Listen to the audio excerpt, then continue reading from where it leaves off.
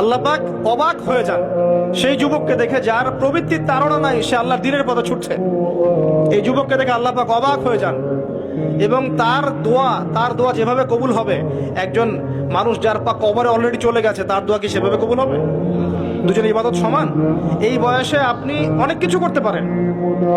আপনি চাইলে এখন বড় সন্ত্রাসী হতে পারবেন, বড় জেনাকারী হতে পারবেন, আপনি চাইলে টিকটক সেলিব্রিটি হতে পারবেন, আপনি চাইলে এখন আরো খারাপ লাইনে যে মাদক সেবন করতে পারবেন, 30-40টা গার্লফ্রেন্ড চেঞ্জ করতে পারবেন, আপনাকে কেউ বাধা দিবে না। আপনি চাইলে 1-2 হাজার টাকা দিয়ে জেনা করতে পারবেন, উন্মুক্ত সব আপনার জন্য। ইভেন এখন আপনি চাইলে মদও খেতে পারবেন, লাইসেন্স দিয়ে আছে, আপনি করতে পারবেন।